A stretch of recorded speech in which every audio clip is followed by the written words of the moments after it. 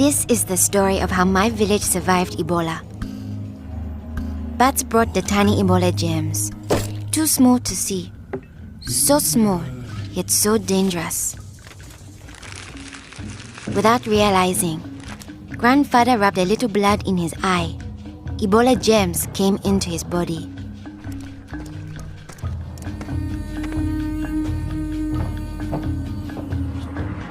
Days went by. Then grandfather got a terrible fever and weakness. We thought it was malaria, but he was soon much worse. He had vomiting and diarrhea. His fever got even higher.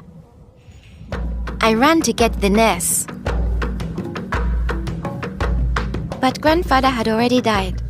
I was heartbroken. The nurse thought it might be Ebola, a disease caught from bush meat, but which spreads from person to person.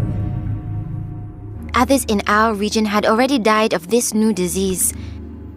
Unless we understood the disease and followed their rules, it could spread further and kill many more people. She explained that Ebola was in the body fluids of someone who was sick or had died of Ebola.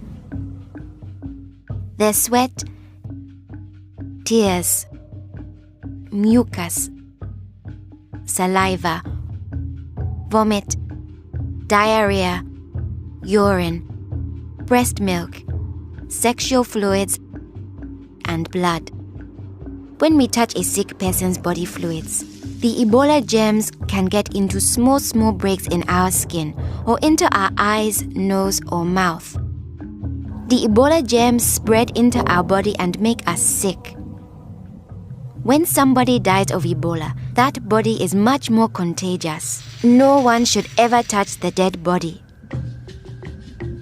The nurse advised us to wash our hands with soap and water right away. She contacted the trained burial team to help us bury grandfather's body safely. The burial team came. They comforted us and explained what they had to do to protect us. The team wore protective clothing that kept them safe from the dangerous germs.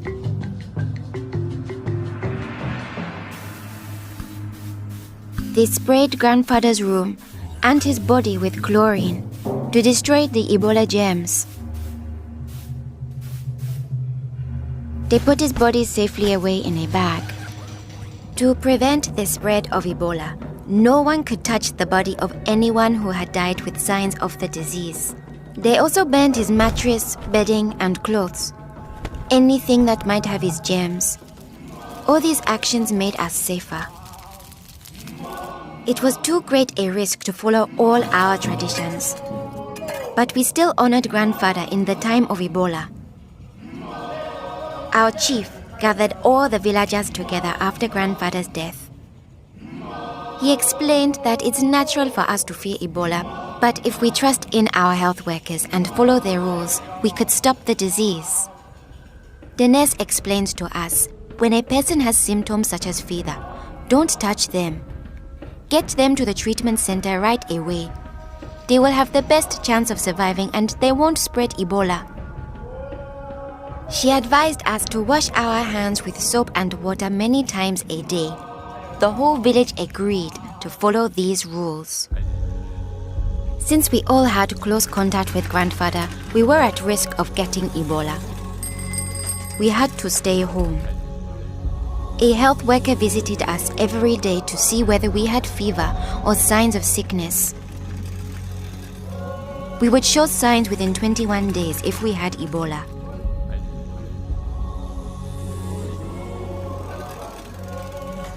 Many days passed, and I thought we would all stay healthy.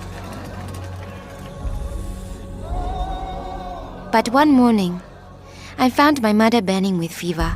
I knew I couldn't touch her. She was now contagious. My father came in. He told me he was taking my mother away to our uncle's house in the nearby village. He was afraid to take her to the treatment center, afraid he'd never see her again.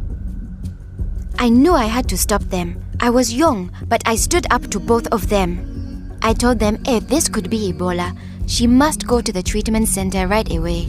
We needed to trust in our health workers to save her, save ourselves, and save our village. I saw in their faces that they understood. Running away would only lead to more death and suffering. My mother tested positive for Ebola. They found her a bed. At first, the health workers looked scary, but I knew they wore the suits to protect themselves, and inside they were normal people like the nurse. They took good care of my mother. They gave her fluids, medicine, and food, and helped her body stay strong to fight Ebola. I missed my mother very much, but I could still talk to her on the phone. Sadly, some people in my village didn't survive, but my mother got better day by day. Soon, we were able to see her from a safe distance. One day, the nurse announced that my mother would live. Now we were safe to hug and kiss her. It was a day to celebrate. Our village followed their rules. We trusted our health workers, brought us sick for care right away, called for the safe burial team when one of our people died, and we always wash our hands with soap and water.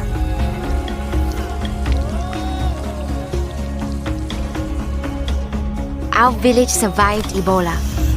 Yours can too.